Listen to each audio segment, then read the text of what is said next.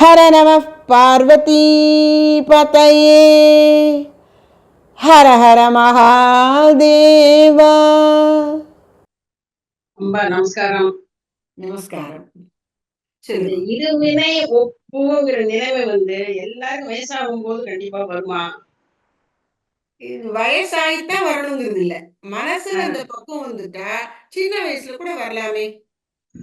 ஆங்கிலத்துல ஒரு பழமொழி சொல்லுவாங்க, an old head on young shoulders. அதாவது இவனுடைய தோள்கள், இந்த உடம்பு இளமையா இருக்கான், தலை வயசா இருக்க. வயசா இருக்குன்னா என்ன அர்த்தம்? அந்த முதிர்ச்சி இருக்கான். அது இங்க வயசுங்கிறது ஜென்ம வயசு, இந்த உடம்புல இருக்கிற வயசு இல்ல. அப்ப இந்த உடம்புல வயசாயிட்டாலே இது வந்துடணுங்கிறது இல்ல. நாம அதை சிந்திச்சு பார்த்தா தான், ஓ இது திரும்ப திரும்ப இதுக்குள்ளேயே வரோமே, இதுதான் நமக்கு வேணுமா, இதெல்லாம் போதுமே அப்படின்னு நாம நினைக்கணும். அதுக்கு பகவானுடைய கிருப்பை நமக்கு வேணும். அதனால வயசாயிட்டதாலேயே இது வந்துராது. ஆனா சத்சங்கத்துல சேர்ந்துட்டா வரும். சத்சங்கத்துல சேர்ந்திருக்கிறவனுக்கு, இப்ப நாமெல்லாம் சத்சங்கத்துலதான் இருக்கோம், தாய்மானவரோட சத்சங்கம் பண்ணி கொண்டிருக்கிறோம்.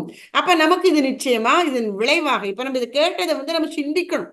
இப்ப நம்ம இந்த இன்னைக்கு கிளாஸ்ல இதை படிச்சிருக்கோம்னா, இந்த பாட்டை நீங்க அப்புறமா போய் படிச்சு பார்த்து ஒரு ஒரு வார்த்தைக்கு என்னென்ன அர்த்தம் சொல்லப்பட்டதுங்கிறத நினைவுபடுத்தி பார்த்து கொண்டு அதை அப்படியே சிந்திச்சு நம்முடைய பிரார்த்தனையா ஆக்கி சொன்னோம்னா அந்த அளவுக்கு நமக்கு வந்துடும். அதனால ஒரு ஆட்டோமேட்டிக் ப்ராசஸ். வயசாச்சுனாலே இந்த விவேகம் வந்துருங்கிறது கிடையாது. என்ன, வயசாகி பற்றுதலோடு இருக்கிறவங்க எத்தனையோ பேர் இருக்காங்க. சின்ன வயசுலயே பற்றுதல் நீங்கினவர்களும் இருக்காங்க. அதனால வயசுங்கிறது அது இல்ல, எது பக்குவம் தான். இங்க பல பிறவிகள் போன பிறகும் கூட பக்குவம் வரலைன்னா இன்னும் பிறவிகள் வேண்டி இருந்தா அது வரும். பக்குவம் வந்து விட்டதுன்னா அவர்கள் இந்த உலகத்துல எனக்கு இதெல்லாம் போதும்பா அப்படின்னு சொல்லுவாங்களாம். இப்போ சின்ன வயசுல அவங்களுக்கு இந்த சத்சங்கம் கேட்கறதோ கொஞ்சம் படிக்கிறதோ அதெல்லாம் இருக்கிறதுக்கு சான்சஸ் கம்மி தான். ஆனா வயசாக நம்ம இதெல்லாம் கொஞ்சம் கேட்போம், படிப்போம்.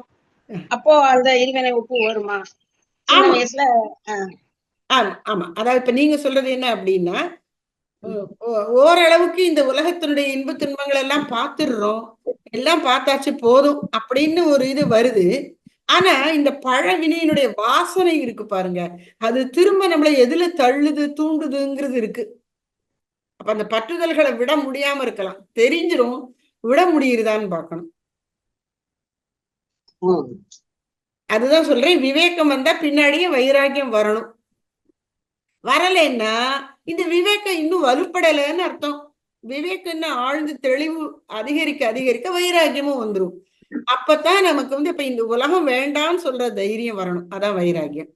அந்த உலகம் வேண்டாம்னு சொல்லிட்டா மட்டும் போறாது, பகவானே நீ வேணும்னு சொல்லணும்.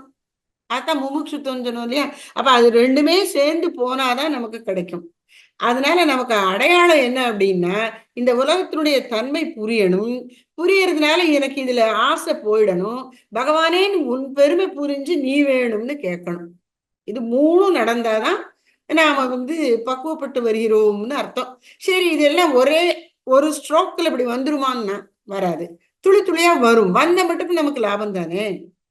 சரி, இவ்வளவாவது நமக்கு இதெல்லாம் சிந்திக்க கொடுத்துருக்கே அப்படின்னு நினைக்கணும். ஆனா அதோட திருப்தி அடைஞ்சக்கூடாது. ஃபைனலா அது போற வரைக்கும், பகவானோட இருக்கிற வரைக்கும் நாம இந்த இந்த ப்ராசஸ நிறுத்திடாம போகணும். அதுக்கும் அவன்கிட்டயே பிரார்த்தனை பண்ணிக்கணும். அவனோடாலே அவன் தாழ் வணங்கி என்றபடி இறையவளை சார்ந்து இருந்தா நமக்கு அது நிச்சயம் நடக்கும். அதனால ஆட்டோமேட்டிக்கா தன்னால வயசானாலே எல்லாருக்கும் விவேகம் வந்துடும் சொல்ல முடியாது. ஆனால் ஓரளவுக்கு உலக அனுபவம், உலக வாழ்க்கையின் அனுபவங்களை பார்த்து விட்டதுனால சிந்திச்சிருந்தா வர்றதுக்கு வாய்ப்பு இருக்கு. அம்மா நமஸ்காரம். நமஸ்காரம், சொல்லுங்க. இருள்ல கண்டறியாம இருக்கான்னு நீங்க சொன்னீங்க இல்லையா? அத ஒரு வித மாதிரி பீஜமா இருந்து அதுக்கப்புறமா ஜீவனா வரதா வச்சுக்கலாமா? இல்ல, இது பீஜமா இருந்து அப்புறம் ஜீவனா வருதுங்கிறது இல்ல. அந்த ஜீவன்கிறதே அறிவு தானே. ஜீவன்கிறது அது ஒரு கான்சியஸ்னஸுடைய ரொம்ப ரொம்ப அப்படி இருக்குது. அது ஒரு ஒரு ஒரு ஸ்தூல பொருள் மாதிரி நினைக்க கூடாது.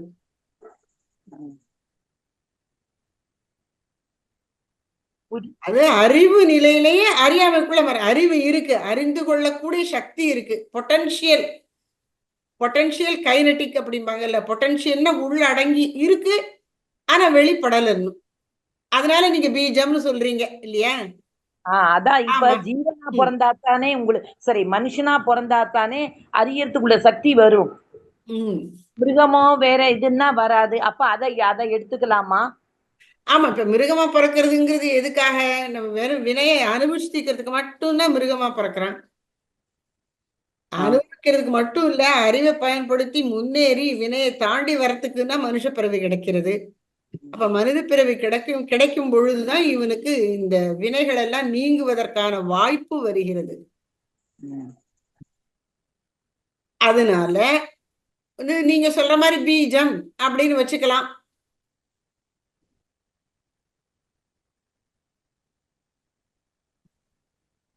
சரி, நமஸ்காரம். நல்லது. கிருஷ்ணார்ப்பணம். நமஸ்காரம்பா. அம்மா சொல்லுங்கம்மா. நமஸ்காரம். அதாவதும்பா ஆணவங்கிறது அறியாமையம்பா நீங்க சொல்றது. ஆமா. அப்ப சம்சாரத்துல திருப்பி திருப்பி பிறக்கிறோம். அதுக்கு கண்மமும் மாயையும் தான் இருக்கு. கண்மங்கிறது நம்ம கர்ம வினை. மாயை எப்படி காரணமாகுதும்பா? மாயைங்கிறது பிரபஞ்சத்தினுடைய அந்த சக்தி, மாயா சக்தி, இறைவனுடைய, அதாவது இந்த பிரபஞ்சம் தோன்றுவதற்கு காரணமானது மாயைதான். மாயையிலிருந்து அவர் இறைவன் நேரடியா அப்படியே இந்த உலகம் வராம மாயை மூலம் இந்த உலகமா வர்றார்.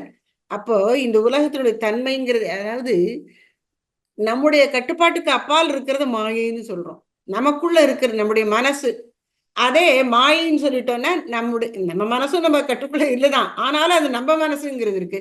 உலகத்துல எல்லாரையும் திருத்த முடியாது, ஆனா நான் முயற்சி பண்ண என்னை திருத்த முடியும். என்னை திருத்ததுங்கிறது இந்த மனசை சரி பண்ணுவது. மாயைங்கிறது எல்லாருக்கும் பொதுவானது, பிரபஞ்ச அளவுல இருக்கு அந்த ஸ்கேல். மாயைங்கிறது என்ன? உண்மையை மறைக்கக்கூடிய தன்மை தான், ஆனா மறைச்சு திருப்பி திறந்து விடுதுன்னு வச்சுக்க வேண்டியதுதான். அப்போ மாயை என்பது பிரபஞ்சம் முழுக்க வேலை செய்து கொண்டிருக்கிறது. அதனுடைய ஒரு அம்சமா நம்முள் இருப்பதுதான் நம்முடைய மனசு. அதுதான் அறியாமை, அதுதான் மாயை. நமக்குள்ள இருக்கக்கூடியது நம்முடைய அறியாமை. பிரபஞ்சம் முழுவதும் இயங்கிக் கொண்டிருப்பது மாயை. அதுதான் இந்த காலம், கலை, நியதி போன்ற பலவிதமான சக்திகளாக வெளிப்பட்டு உயிர்களை பக்குவப்படுத்திக் கொண்டே இருக்கின்றது. அந்த மாயா சக்தியில அதுல பயன் பெறுவதற்கு ஜீவன் கர்மம் செய்யணும். இப்ப கர்மம் செய்யறதுனாலதான் நல்வினை தீவினையே வருது. ஆமா, அது செய்யாட்ட. இப்ப அதான் சொல்றேன், இப்ப இந்த துணியை இதுல போட்டு பிசைஞ்சு துவைக்கிறாங்கன்னு சொன்னோம்ல, அதுலதான் கர்மம் செய்யறதுங்கிற மாதிரி. கர்மம் செய்யறதுனாலதான் நல்லது கெட்டதை செஞ்சு கொஞ்சம் கொஞ்சமா அறிவு விளக்கம் பெற்று கடைசியில உண்மை உணர்ந்து இதெல்லாம் போதும்னு விடுறான். அப்ப இந்த கண்மமும் மாயையும் இவனுக்கு கண்ணை திறக்கிறதுக்காக ஏற்பட்டவை.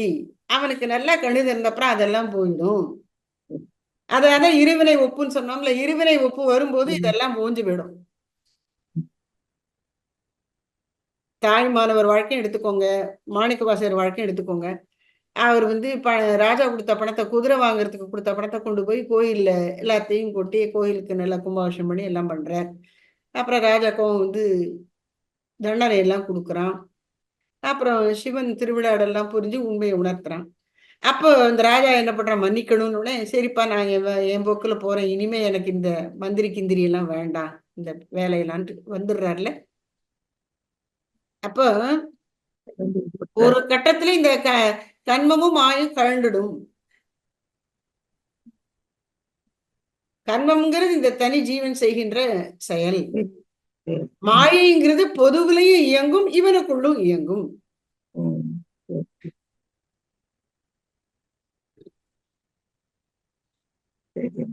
சரி, வேற ஏதாவது கேள்விகள் இருக்கா? வேற யாருக்காவது கேள்விகள் இருக்கா?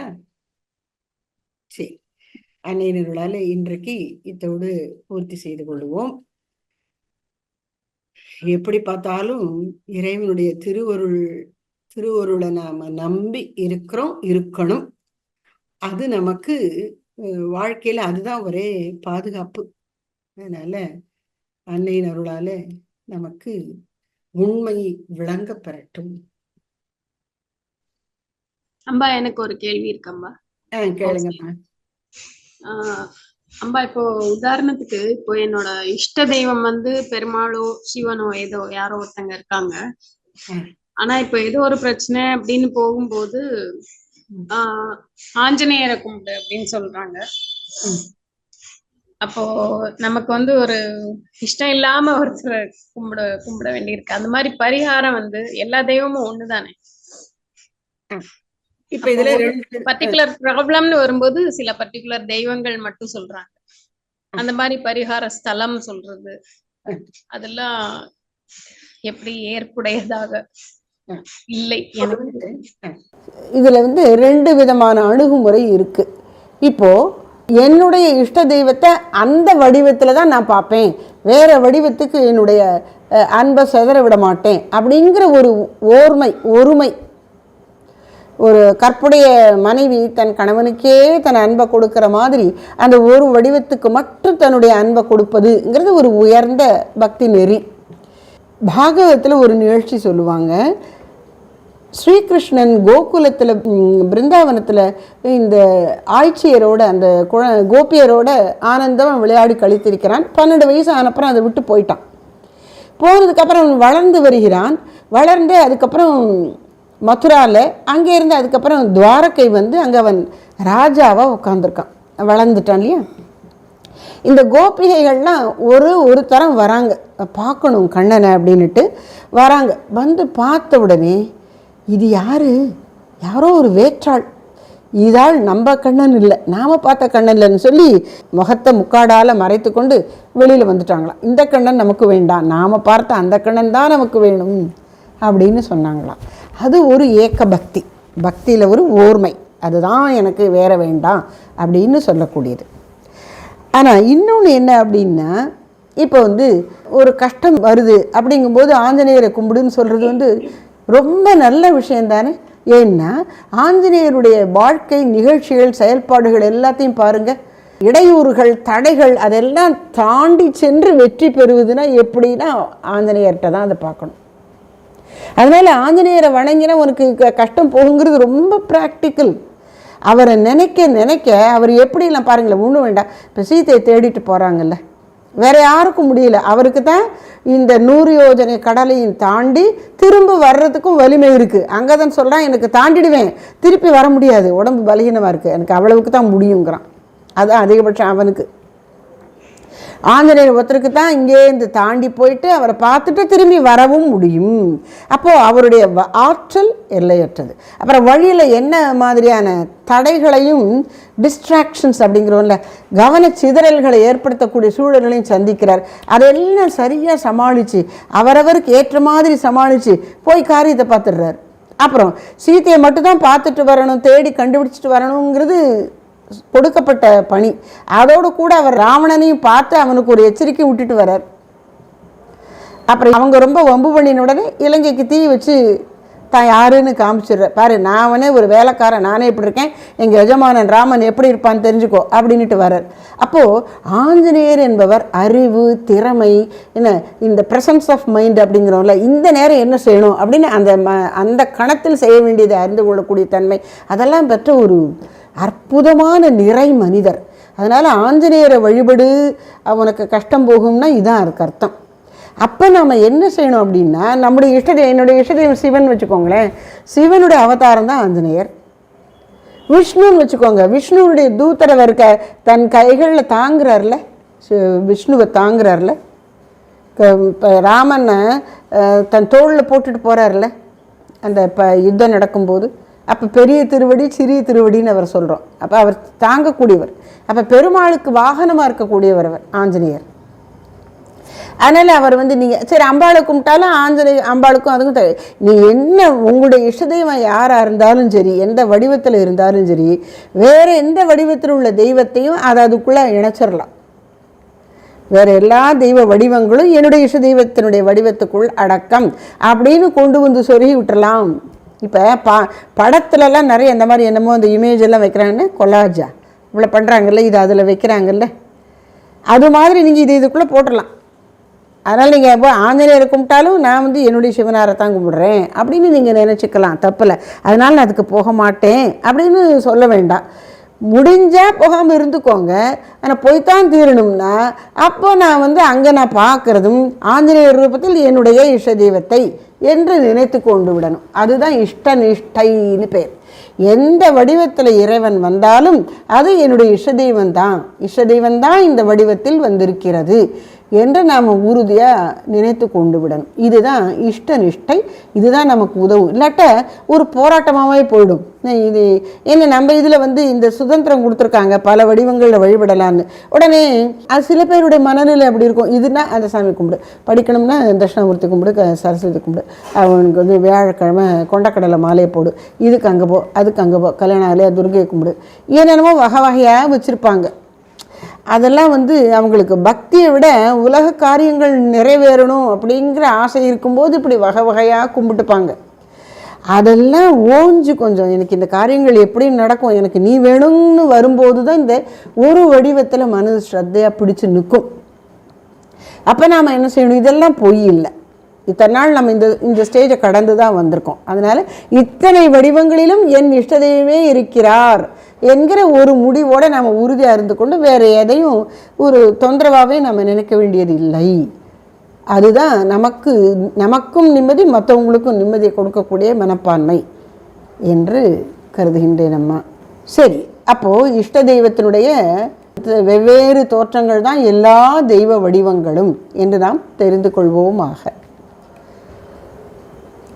ஜெய் பராசக்தி மகாமாய் கி ஜெய். சரி, நிறைவு பாடல் அன்னையார் மேல பாடுங்கம்மா. शान्ति निलयमां शारदा देवी जय जगदीश्वरी ॐ जगदीश्वरी जय जय जय जगदीश्वरी ॐ जय. शान्ति निलयमां शारदा देवी जय जगदीश्वरी ॐ जगदीश्वरी जय जय जय जगदीश्वरी ॐ जय. शान्ति निलयमां शारदा देवी जय जगदीश्वरी ॐ जगदीश्वरी जय जय जय जगदीश्वरी ॐ जय. शान्ति निलयमां शारदा देवी जय जगदीश्वरी ॐ जगदीश्वरी जय जय जय जगदीश्वरी ॐ जय. शान्ति निलयमां शारदा देवी. जय श्री शारदा माई की जय. ரொம்ப சந்தோஷமா. அன்னையன் அருளால எல்லாரும் நல்ல நவராத்திரியெல்லாம் சிறப்பா கொண்டாடி அம்பிகையின் அருளால மனசு நிறைஞ்சு நல்லா இருப்பீங்க. நல்ல தொடர்ந்து நாமளும் சந்திப்போம் வார வாரம். எல்லாருக்கும் வாழ்க்கையில் எல்லா வளங்களும் அன்னை பராசக்தி அருளுவாளாக.